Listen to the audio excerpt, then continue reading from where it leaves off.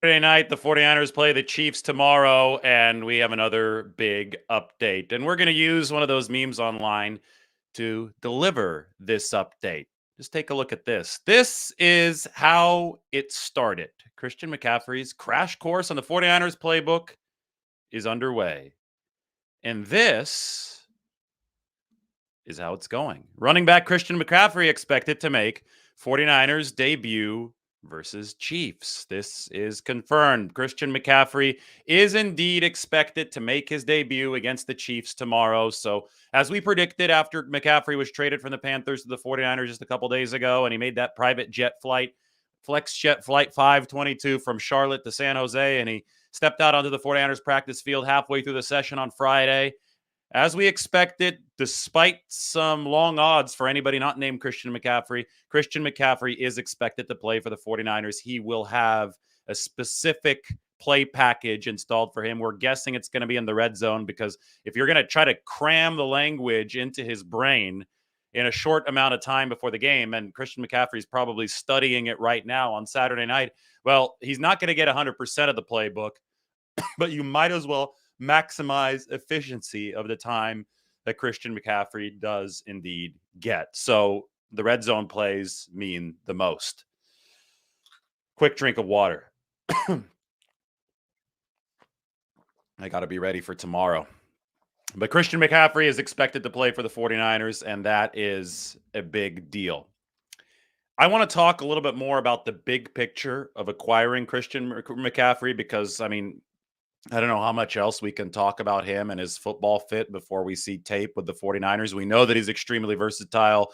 We know that he can line up out wide in the slot or in the backfield. We know he's a positionless skill position weapon that can fit perfectly with what Kyle Shanahan's going to do. But now I actually want to see it in motion. And I'm looking forward to the first angle route from Jimmy Garoppolo to Christian McCaffrey. Angle routes when the running back lines up in the backfield.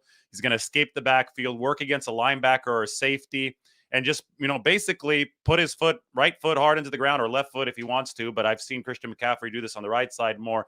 Put his foot into the dirt, make the cut, get open, take a short pass. And if that pass is on target to set up yards after the catch, he can take off. Guys, I covered Christian McCaffrey for years at Stanford. I've, of course, followed his NFL career. I've seen him spin so many linebackers and safeties just around. I've just seen him spin him around, make him look foolish with a simple angle route. And obviously, you have to call that play against the right defense. You want to get that man coverage where Christian McCaffrey with a running start can make a defender with a stationary start look foolish.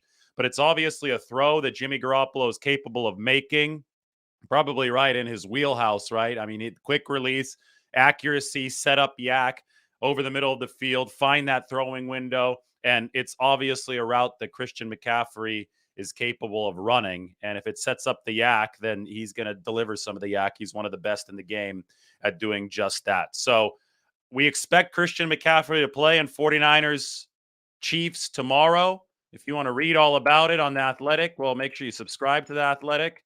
Got to put this reminder up there for you and go to the chat section. Here's the link to the update that Christian McCaffrey is indeed expected to play tomorrow. And with that said, we can continue our discussion. And the discussion here, I want to zoom out a little bit more into the bigger picture because what's going to happen right now, it's 8:30 p.m. on a Saturday night. We are going to get into big time game mode tomorrow, right? It's 49ers Chiefs. The 2012 team is going to be back. Everybody's going to be hyped. Jim Harbaugh might talk to the 49ers in the locker room. I mean, all of this stuff, nobody could have predicted this even just a few weeks ago, I feel, right? The convergence of all these things. Don't forget about National Tight End Day.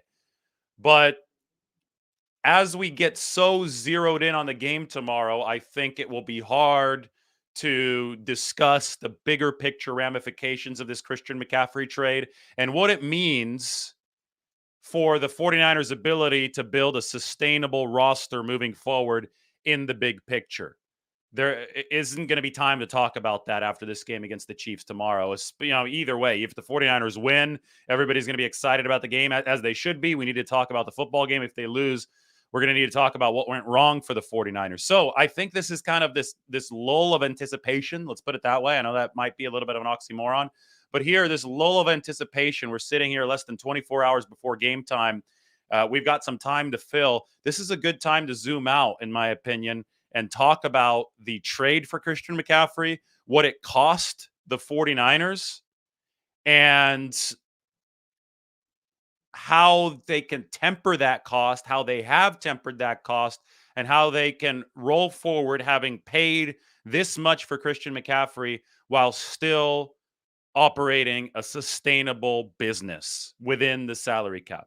So that's what I want to talk about today. And, I need to open up a couple something. Let me check out something right here. Hold on. I need to open up a couple things on Twitter because that's where I have the list of the 49ers draft picks. We're going to let some of you guys roll into the chat room right now.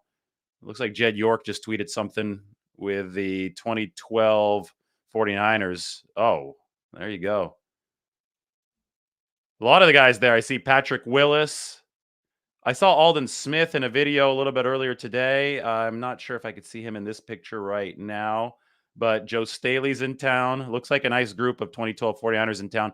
No Jim Harbaugh yet. He might be doing some recruiting, but I fully expect Jim Harbaugh to be in the building tomorrow, as our Tim Kawakami of The Athletic initially reported. All right, let's open up a couple graphics here just to help you visualize some of the things that we are going to talk about. Got one of them open right here. All right, here we go. Cool. All right, so how can the 49ers... Yeah, and Mike tells me that Aldon Smith is in the photo that he just shared. Here, let's open this up first really quickly. This is what Jed York just tweeted. We got a photo of some of the 2012 49ers on Alumni weekend. That team 10-year anniversary is going to be honored tomorrow. There's the picture. And Aldon is in there. I believe he's... Oh, Jim is in the picture?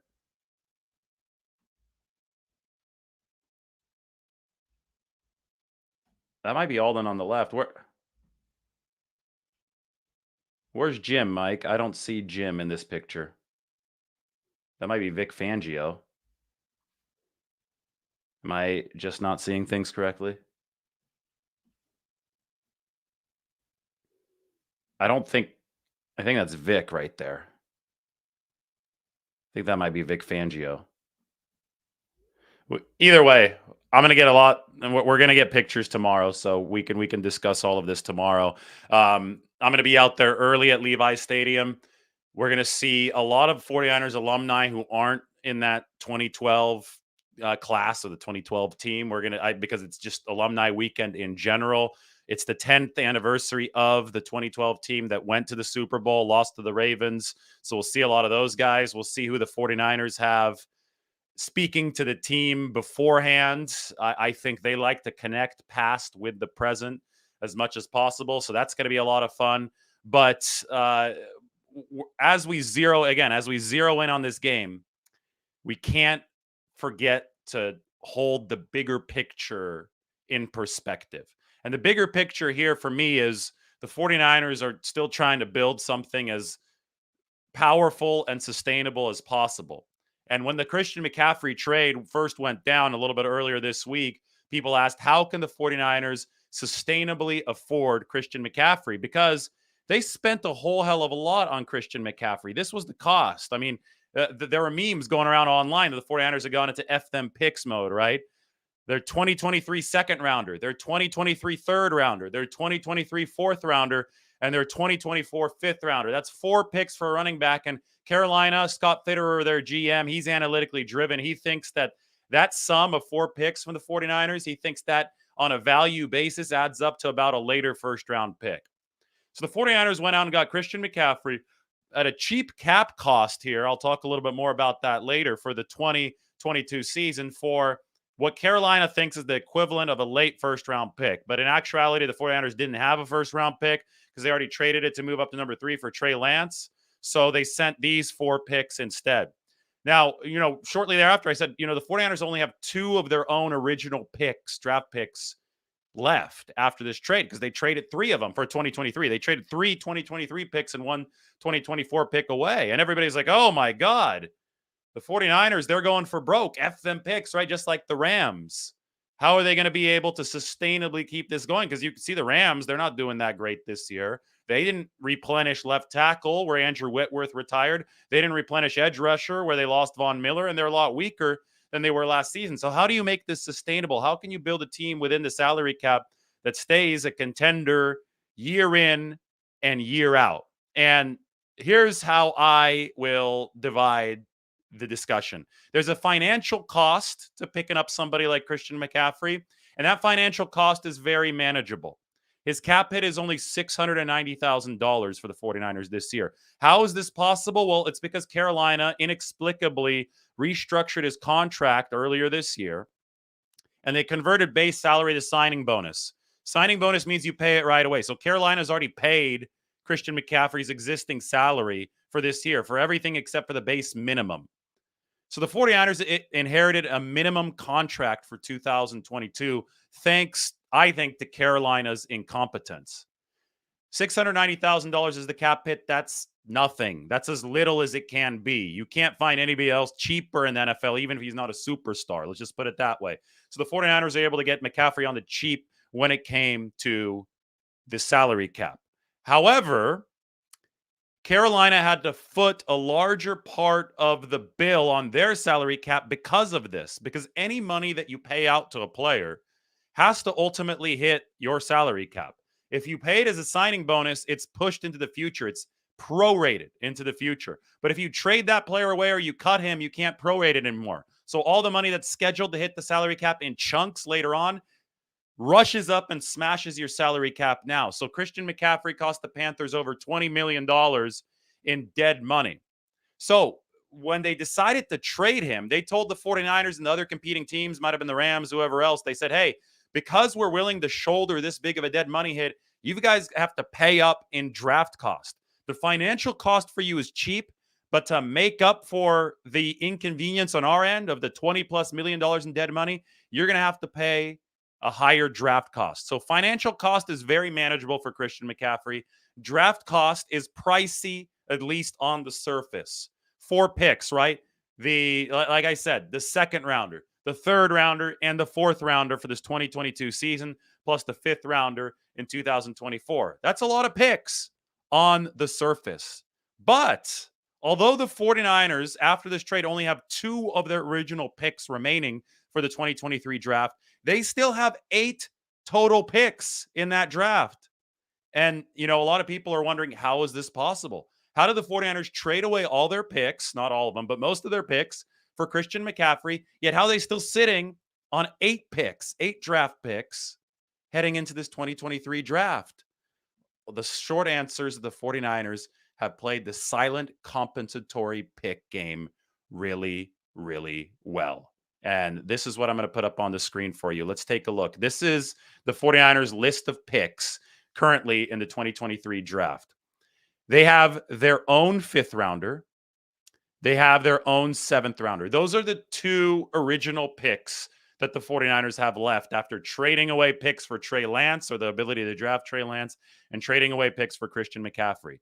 But their top 2 picks are 3rd-round comp picks, which they got because Mike McDaniel and Robert Saleh and Martin Mayhew. So McDaniel and Saleh both became head coaches, promoted. Minorities promoted to be head coaches elsewhere. And Martin Mayhew, minority, promoted to be a higher level executive elsewhere as the GM of Washington. By league rule, the 49ers got 2 years worth of 3rd-round comp picks, and 2 of them are going to hit this next season in the draft. So they replenish the draft through that process. They have their own 5th rounder as their 3rd pick. Their 4th pick is a compensatory pick because they let DJ Jones walk in free agency. If you let a high-priced free agent walk in free agency, there's a formula of pluses and minuses. If you sign free agents, it cancels out a guy that you let walk. But the 49ers let more free agents walk than they sign this offseason. So they get a comp pick for DJ Jones. They get a 6th-round comp pick, if the draft were today, for Arden Key. They have their own 7th rounder, And then they have a 7th rounder that they got from Denver when they traded away Jonas Griffith after training camp in 2021. And then they're projected to get a comp pick in the 7th round for Raheem Mostert, who they let walk, and Mostert signed with Miami. Now, keep in mind that all those picks, these are the picks the 49ers would have if the draft were today. If DeMeco Ryans gets a head coaching job elsewhere, you can tack on another 3rd round pick to the compensatory selections. So the 49ers would have 9 draft picks in the 2023 draft. So as you can see, the 49ers are playing the silent compensatory game really well. They understand that there are other ways to replenish draft picks that aren't necessarily screaming front and center on the surface. The New England Patriots did this really well throughout their run of dominance for about 2 decades. They did it mainly through the free agents leaving, that comp pick process. A lot of guys would price themselves out of New England's budget. New England would say, "Fine, go get paid. You're good." And we're good too. I mean, you're a good player. You deserve your money, but we're just going to sit here and we're going to develop somebody instead. And that's going to come at a much lower cost. And because of that, we're going to be able to get a comp pick for you later in the draft. And that's how the Patriots were able to replenish their marginal depth, right? The depth that happened and was able to contribute beyond the star players. So the 49ers are playing the same game. They're also developing a coaching staff. And when you develop the coaching staff, thanks to that minority coaching hiring rule, you get those 3rd round comp picks. And they're making good microtransactions. Jonas Griffith here, because they developed Jonas Griffith, the linebacker, and they had an excess of linebackers because of other linebackers that they had developed, namely Azeez Al-Shire and Dre Greenlaw. They're able to trade Jonas Griffith to Denver and ultimately net a package that included a 7th round pick in 2023. And it's not the first time that the 49ers have done well with microtransactions like this. They're able to pick up Charles Omenihu through a microtransaction in 2021, 6th round pick. They're able to pick up Jordan Willis through a microtransaction, a pick swap in the 6th or 7th round in 2020. So small moves like this can add up, and you can silently build up a stockpile of draft picks that you can turn into players who will help your team on a cost-controlled basis moving forward. There's a key, though, to make this work. And the key to make this work is player development. You have to develop players. For example, a key part of the 49ers compensatory formula this past year was Laken Tomlinson, who signed with big money with the New York Jets. The 49ers picked Laken Tomlinson up off the scrap heap from the Detroit Lions back in 2017. But they developed him into a big money player, $13 million a year from the Jets. Tomlinson's $13 million per year essentially cancels out Charvarius Ward's $13 million per year that he earned from the 49ers in the compensatory formula. If they didn't let Tomlinson walk and they would have signed Tomlinson and signed Charvarius Ward, the 49ers would be much lower on the compensatory formula, and they wouldn't have 8 picks in this 2022 draft. So the key here is that the 49ers are able to develop their own guys, and it's the same thing with Jonas Griffith. They developed Jonas Griffith, were able to trade him in a package that included this year's 7th rounder, and if you do a good job with that development, you have the ammo to bring back these comp picks or picks through trades, right?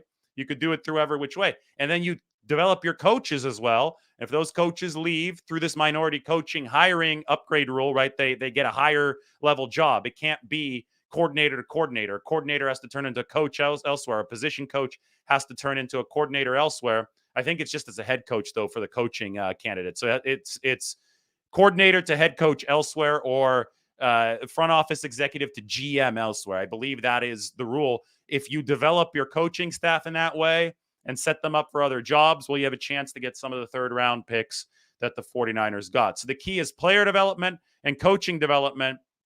And then you can make this silent comp game work really well. Now, let me bring this up onto the screen one more time. You'll notice one thing here. The 49ers' first pick starts in the 3rd round. So for the first time in the Kyle Shanahan and John Lynch era, the 49ers do not have a 1st or 2nd round pick. And this right here is something that I asked John Lynch about, because if you look at the 49ers draft history, they I mean, of course, they've hit on some in the first round. Nick Bosa, that was an obvious pick. They hit on Debo Samuel in the second round. You have to give them credit for that. But there have been a lot of misses by the 49ers in the early rounds. But you know where the 49ers have made up for that? With an abnormally high hit rate? The later rounds, especially the fifth rounds. They are very, very proficient at finding talent later in the draft. So I asked John Lynch because when you look at the list of draft picks, the 49ers don't have a first or second rounder.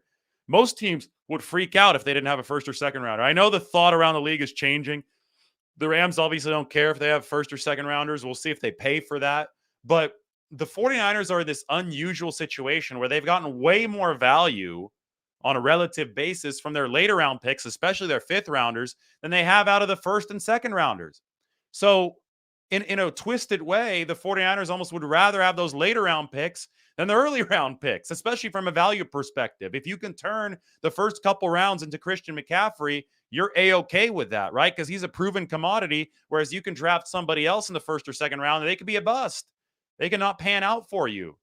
So the 49ers, they trust their scouting department so much because their scouting department has unearthed so many hidden gems in these later rounds. Again, especially the fifth round. You think Talanoa Hufanga, George Kittle, Dre Greenlaw. You go through the entire list of fifth rounders.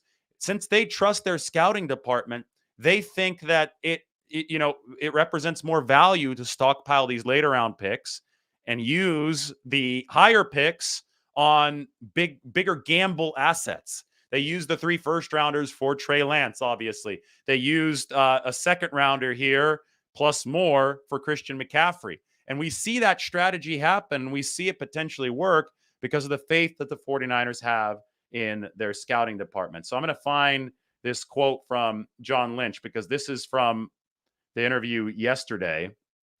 Here it is. Put this one up big on the screen. So I said, I asked John, does your success in the later rounds, does it embolden you? Does it give you confidence in situations like these? Oops. Got to make this bigger again. There we go. All right. And this is what John Lynch said. That's the thing. After practice today, we'll get on a Zoom with all our college scouts. And just this morning, trying to anticipate, are they excited? Are they bummed? Because here go all their guys, all their picks, right? Because they traded the picks. My message is going to be, this is all the more reason we have to make those picks count. We're fortunate that some different avenues, minority coaches that brought us some picks, I think that empowers you to do something like this because you have a couple of comp threes, third rounders, and you'll get more in the future with things of that nature. But ultimately, you weigh everything. And because of our belief in our team and what we feel we can do and what he does for us as a football team, that's Christian McCaffrey, you try to make a move like this, and it broke our way.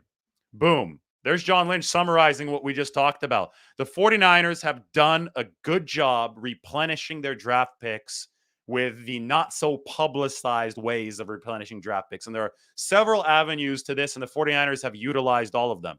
So they're working smarter, right? They're working not you use the hard work, you use the big heavy draft pick lifting to get guys like Christian McCaffrey, but then you replenish under the radar. And the 49ers, because of that, have 8 draft picks in this 2023 draft that's coming up. And it could turn into 9 if DeMeco Ryans gets a head coaching job elsewhere. So while the draft cost of Christian McCaffrey is pricey, the 49ers are able to offset a lot of that because the silent work that they do behind the scenes. And financially, the cost for Christian McCaffrey, well, at least for this year, it's not a lot at all. $690,000 is very affordable. Now, you're wondering probably how that price tag increases in future years. And the cap hits $12 million for the next 3 years. But again, $100 billion NFL TV deal kicking in now. That's why they have games on Amazon now. And that revenue is going to cause the salary cap to increase. And the 49ers and other rich teams like this because they can pay guys to stay. They could build a bigger core to take more roster spots, and they need less draft picks to build the roster. Does this mean that the 49ers are completely immune to the salary cap? No. There are still going to be limits. And John Lynch acknowledged there will be inflection points ahead where they're going to have to make some tough decisions. But the 49ers believe that even with Christian McCaffrey on the books, they'll be able to navigate this situation with the rising cap moving forward. Keep in mind that none of Christian McCaffrey's money beyond this season is guaranteed. So the 49ers definitely have leverage to lower his cap number. They can come to the negotiating table with Christian McCaffrey and lower his cap number, but that is neither here nor there. First, Christian McCaffrey will play for the 49ers in 49ers Chiefs tomorrow. And that will begin the process of evaluating exactly how Christian McCaffrey will fit with the 49ers for the longer term. And that will affect how the 49ers approach financial negotiations with him when this season ends. And you cross the bridge when you get to it, right? So don't try to cross the bridge prematurely because we're still much earlier than that. We can take a look at the bigger picture financial and draft capital team building outlook. But as far as individual decisions and what levers the 49ers will pull, all that will be determined based on what they do on the field. And tomorrow's a huge day on the field. The 49ers are going to try to make Christian McCaffrey's debut a memorable one. Those of you who are joining just right now, this is how it started. Christian McCaffrey's crash course on the 49ers playbook is underway. And this is how it's going. Christian McCaffrey is expected to make his 49ers debut against the Chiefs on Sunday. Sorry, Adam Schefter got it wrong. He said he's going to make his debut tonight. I'm like, or today. And it was still not even Sunday on the East Coast. It's about to be Sunday on the East Coast in 8 minutes. But I'm like, I don't know. I think the game is tomorrow. It's at 1:25 p.m. tomorrow, national TV, Fox's #1 crew. But anyway, that's that's neither here nor there. We all know that the game is on Sunday. It was an honest mistake, and Christian McCaffrey is indeed expected to play tomorrow. As I said earlier, that first angle route out of the backfield, I've seen Christian McCaffrey deliver on those so many times. I covered Stanford back in the day. His biggest game was at Levi Stadium, December 2015. Pac-12 championship game. He ran that angle route out of the backfield and turned around, spun around USC safety like 4 times on his way down the field. Such an impressive play. And he can do that to NFL linebackers, NFL safeties as well, especially if the ball is delivered accurately. And it's up to Garoppolo and Shanahan to execute the scheme and the distribution to put Christian McCaffrey into these advantageous areas in space. And, Christian's role might not be huge tomorrow. Remember Emmanuel Sanders when he came in, played 53 snaps. Then that was a fairly large role for the against the Carolina Panthers. Christian McCaffrey was on that team in 2019. And the 49ers force-fed him the ball in the end zone. And he scored a touchdown and he caught 4 passes.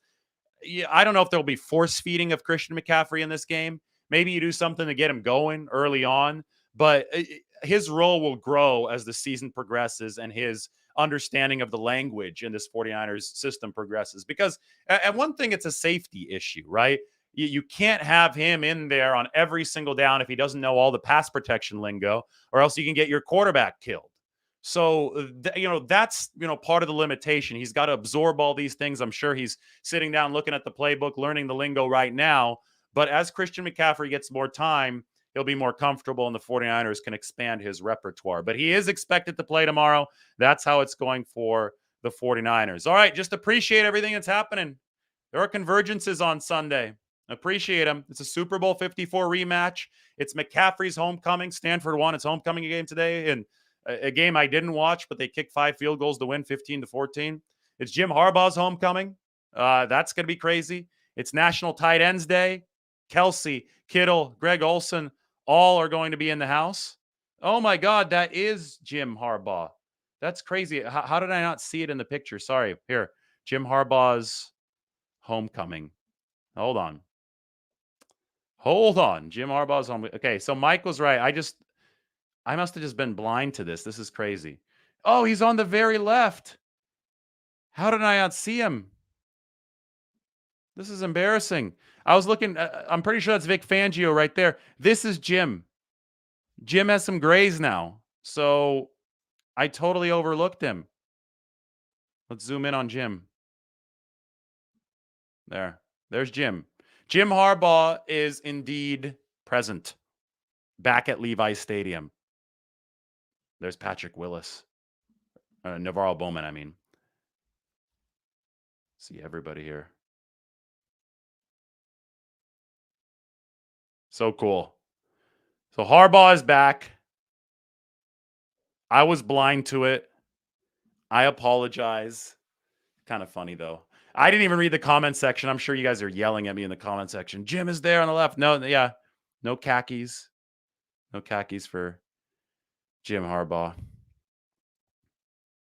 That's funny. He does look a little bit like his dad. That's good. That's really good. All right. Anyway, right here, McCaffrey expected to play. I'm copying and pasting it, putting it into the chat section. You know, sometimes like something is just like so obvious and you don't see it. It's like almost too obvious to see. I think that's what happened to me.